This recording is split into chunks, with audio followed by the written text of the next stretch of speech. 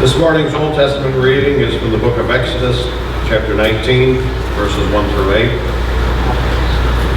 On the first day of the third month after the Israelites left Egypt, and on that same day they came to the desert of Sinai. After they came out of Rephidim, they entered the desert of Sinai, and Israel camped there in the desert in front of the mountain. Then Moses went up to God, and the Lord called him from the mountain and said, "This is what you are to say to the descendants of Jacob, and what you are to tell the people of Israel. You yourself have seen what I did to Egypt, and how I carried you on eagle's wings and brought you to myself. Now if you obey me fully and keep my covenant, then out of all nations you will be my treasured possession. Although the whole earth is mine, you will be for me a kingdom of priests and a holy nation. These are the words you are to speak to the Israelites." So Moses went back and summoned the elders of the people and set before them all the words the Lord had commanded him to speak. The people all responded together, "We will do everything the Lord has said." So my question this morning is, how do you create a group? Well, Judy Maggs reminded me when I gave her the sermon title that Facebook has instructions for this.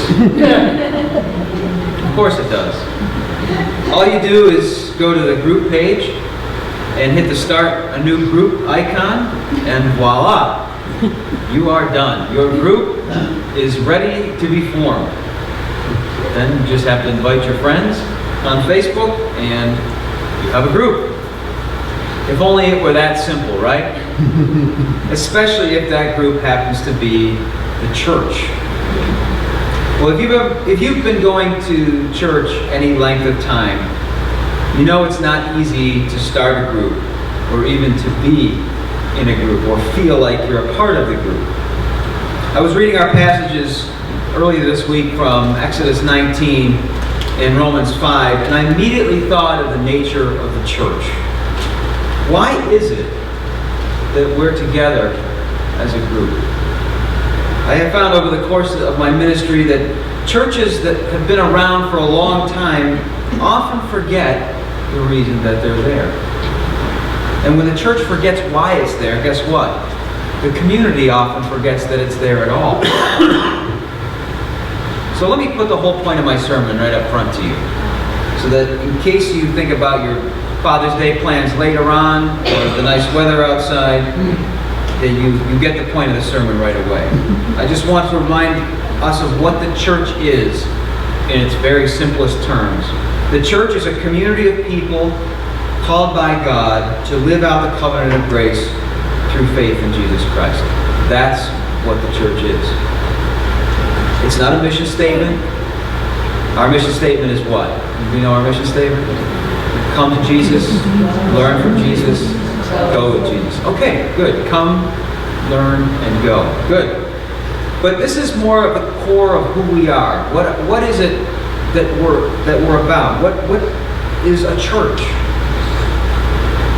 You may not really understand what I just said, but I want you to repeat it this morning, because I'm going to say it quite a lot this morning. So, the church is a community of people. Can you say that? The church is a community of people called by God to live out the covenant of grace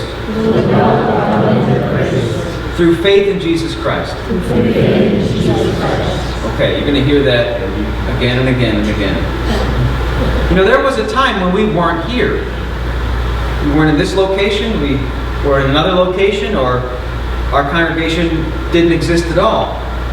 Why would people come to some place and start a new church, plant a new church in the first place? Well, because they understood God's call in their lives. And they sought out to live out the covenant of grace through faith in Jesus Christ where they lived. You know, back when St. James was first planted, Niagara Falls was a very fast-growing city. And the people that came and planted the church understood the need for a new church in the neighborhood. My other church, Pekin Church, was started very early, 1824. These were first and second generation Methodists. In fact, I'm told that when the Methodists came to town, guess what the people did? They threw eggs.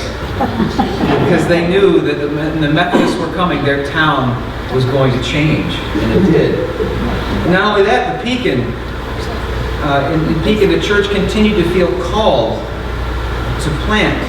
And they planted many churches in the area. Porter Center Methodist Church, Dickersonville Methodist Church, Sanborn Methodist Church, and Shawnee Methodist Church all came out of the Pekin Methodist Church. And not only that, but a whole Methodist denomination came out of the Pekin Church.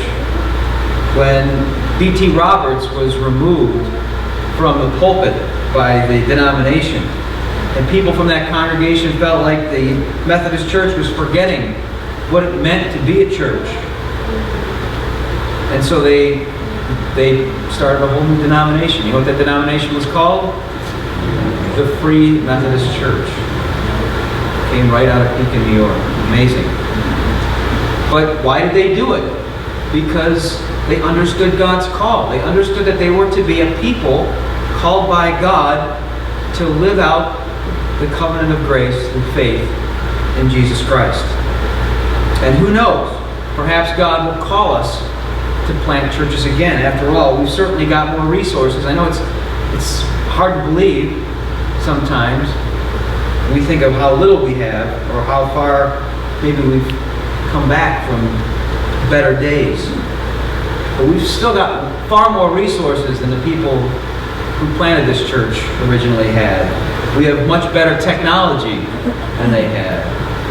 And we certainly have an easier time getting around than they had.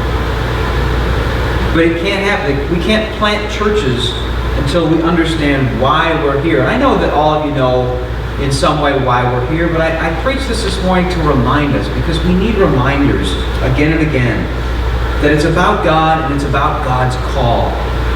God is the one who creates the church. And it's God who calls people out of the churches to go. 1 Peter chapter 2, verses 9 and 10 says this, "But you are a chosen people, a royal priesthood, a holy nation, God's special possession." We'll be hearing about that later from Exodus. "That you may declare the praises of him who called you out of darkness into his wonderful light. Once you were not a people, but now you are the people of God. Once you had not received mercy, but now you have received mercy." It's God's job to create the church. But once God calls you, the ball is in your court to live out the covenant. And these two passages from the lectionary this morning help us to understand what the church is about. The church is a community of people called by God to live out the covenant of grace through faith in Jesus Christ. Romans 5 reminds us that as a church we are first of all followers of Christ, people who are saved by faith through the grace of Jesus Christ. As Romans 1 and 2 say, "Therefore, since we have been justified through faith, we have peace with God through our Lord Jesus Christ, through whom we have gained access by faith into this grace in which we now stand." Faith is not a bunch of empty platitudes that we talk about for an hour on Sunday morning. Faith is a reality that we hope for because we believe in the promises of Jesus. And it's a reality that we live into. Faith is not something we say, it's something that we live. And it allows us as a church to stay together in challenging times. Paul reminds this Roman congregation a little bit later on in the passage, "We boast in the hope of the glory of God. Not only so, but we also glory in our sufferings, because we know that suffering produces perseverance. Perseverance, character. Character, hope. And hope does not put us to shame, because God's love has been poured out into our hearts through the Holy Spirit who has been given to us." Paul says that our challenges, our hardships, produce genuine faith. Don't most people take hardships in the church as a sign that it's time to bug off? Do you notice that? But if we can get through these things together, it means that our faith isn't about empty words. but it's based on real experience. That's why we glory in our hardships, because it tests us. The people that flee at the first sign of hardship fear genuine faith. But being tested is important. If we're going to be real people of faith, then guess what? God is going to call us to places that are challenging and are difficult. I mean, we need to undergo a lot of testing, right? If we're going to really be able to do ministry in Niagara Falls, am I right? This is a challenging and a testing kind of place. It's not an easy place to be the people of God. There are real hardships here. And if our faith is going to be meaningful or useful to others, then it needs the experience of testing and training. So don't be afraid when challenges come our way, because they surely will, and we can get through them. And finally, Paul reminds us that it's God who makes the first move in us. It's God who creates something from nothing. Remember the passage we read about creation on Trinity Sunday. First there was nothing, and then God created everything. Romans chapter 5, verses 6 through 8 says, "You see, just at the right time, when we were still powerless, Christ died for the ungodly. Very rarely will anyone die for a righteous person, though for a good person someone might possibly die. But God demonstrates His own love for us in this: while we were still sinners, Christ died for us." Christ died for us, and now we have the joy and the privilege to let others know that He died for them as well. We can't do the things that God can do. None of us can. Even when it comes to personal stuff in our lives that we wish we could fix on our own, we can't do it. But God can. And the people around us need to know it. People are living hard lives today. You know it. You see it around you. The millennial generation is the first generation that will not live up better standards than their parents. We see people throughout Niagara County, Niagara Falls, and our region in the grip of addiction. We see violence in our own city streets. In places in our community, there is a real sense of malaise and despair. Guess what? It doesn't have to be that way. That's what the church is here for. That's the hope and the message that we carry in the very nature of who we are. After all, what is the church? The church is a community of people called by God to live out the covenant of grace through faith in Jesus Christ. It's not a mission statement. We've got a mission statement. It's a really good one. But this is just who we are in the center of our nature. The church is a community of people called by God to live out the covenant of grace through faith in Jesus Christ. So we've heard this morning about grace and through faith in Jesus Christ in Romans. But what is a calling? What is a covenant exactly? Well, calling is actually a little mysterious, to be honest with you. But it's how God puts us together as a group. Covenant is something that we make in our wedding vows. It's something we make in our church membership vows. It's an agreement, but it's more than just an agreement, because they're words said from a place of faith. By making these covenants, we are saying in effect to God and all those gathered around us that I will in good faith live these promises that I am making today. I will not just say them, I will live them. The idea of calling and making a covenant is something that we get from the Old Testament. There are many times that God called people and made covenants with them in the Old Testament. There's the covenant of Noah, where God promised never to flood the earth again. There's the covenant of Abraham, where God promised to make Abraham a great nation. He promised a promise that He renewed with his son, with Abraham's son Isaac, and Abraham's grandson Jacob. And then there's the covenant that we get in Exodus chapter 19 that we read about today. We're told that this covenant is made about 3 months after the people leave Egypt. It's a hodgepodge of people.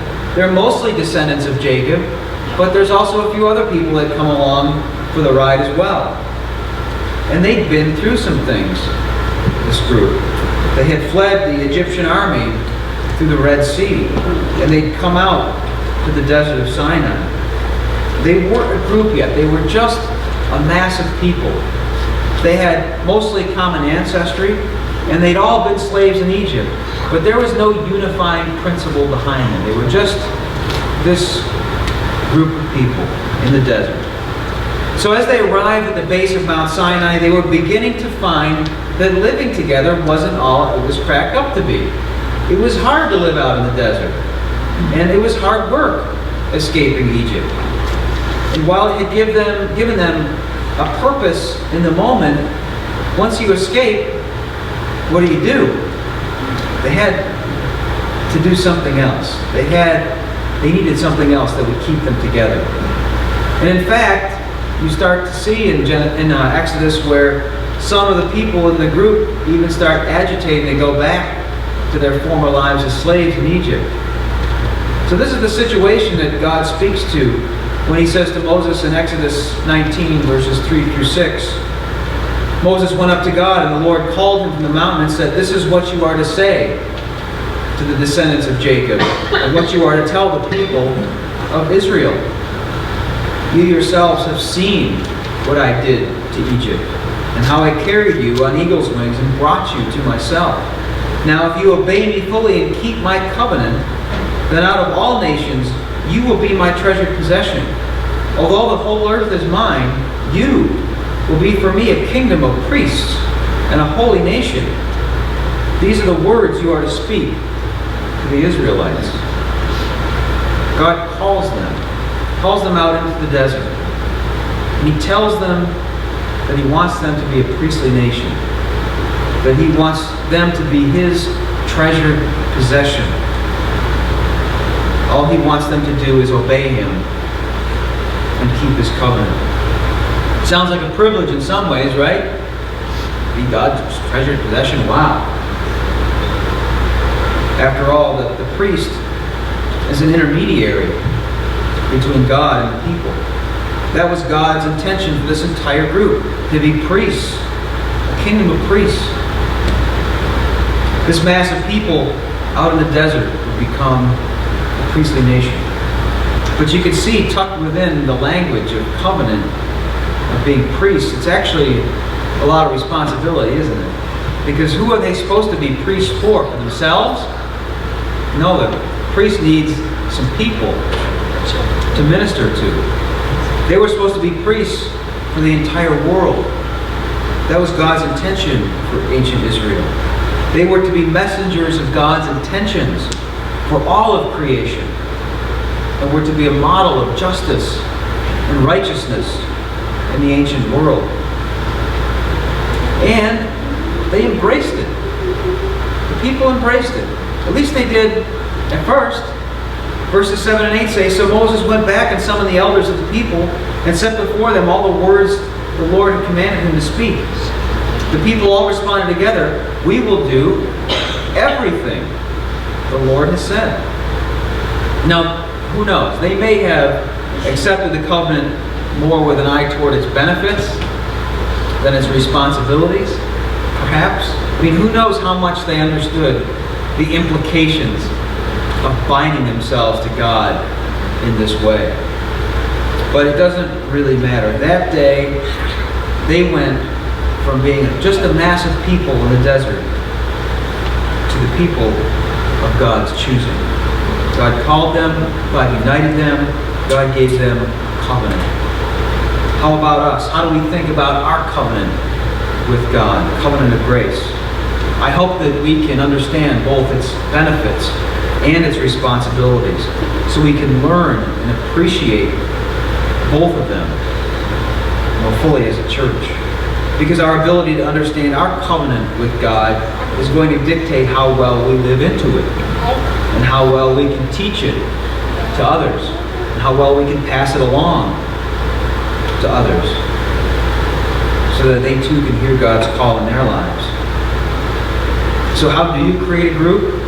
Well, it takes a little more than Facebook, doesn't it, when you're the church. But when it comes to the church, you don't create a group. It's not up to us to create the group. It's only up to us to live out the covenant. Because the church is a community of people, first of all, called by God. then to live out the covenant of grace through faith in Jesus Christ. Without that, we are just a meaningless mass of people maintaining a building and trying to do some nice things for the community. We don't want to be that, right? We want to be more than that.